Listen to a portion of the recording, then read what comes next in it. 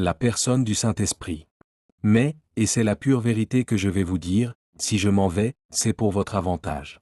En effet, si je ne m'en allais pas, le conseiller divin ne viendrait pas vers vous. Il est donc préférable pour vous de me voir partir, car alors, je vous l'enverrai. Évangile de Jean, chapitre 16, verset 7. En disant cela, il faisait allusion à l'Esprit que devaient recevoir plus tard ceux qui croiraient en lui. En effet, à ce moment-là, l'Esprit n'avait pas encore été donné parce que Jésus n'était pas encore entré dans sa gloire. Évangile de Jean, chapitre 7, verset 39. Mais il répondit, « Quelqu'un m'a touché, car j'ai bien senti qu'une puissance est sortie de moi. » Évangile de Luc, chapitre 8, verset 46. Après avoir dit cela, il souffla sur eux et continua, « Recevez l'Esprit Saint. » Évangile de Jean, chapitre 20, versets 21 et 22. Celui que Dieu a envoyé dit les paroles de Dieu. En effet, Dieu lui donne l'Esprit Saint totalement. Évangile de Jean 3, verset 34.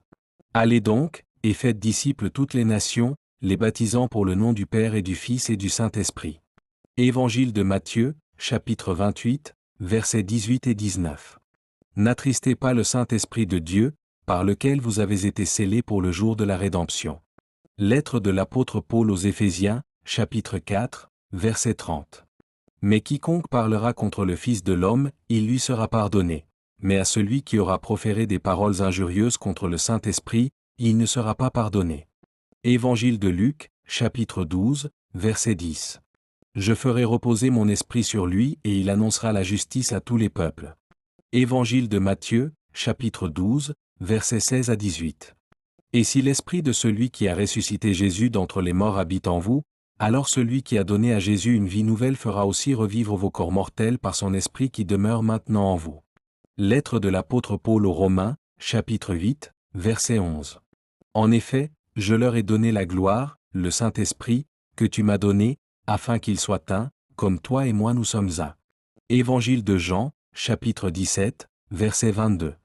Et moi, je demanderai au Père de vous donner quelqu'un d'autre pour vous conseiller et vous défendre, afin qu'il reste pour toujours avec vous, c'est l'Esprit de vérité, celui que les hommes loin de Dieu sont incapables d'accueillir, parce qu'ils sont aveugles pour ce qui le concerne et qu'ils n'en ont aucune notion. Pour vous, par contre, il n'est pas un étranger, car il est auprès de vous et il demeurera en vous. Évangile de Jean, chapitre 14, versets 16 et 17.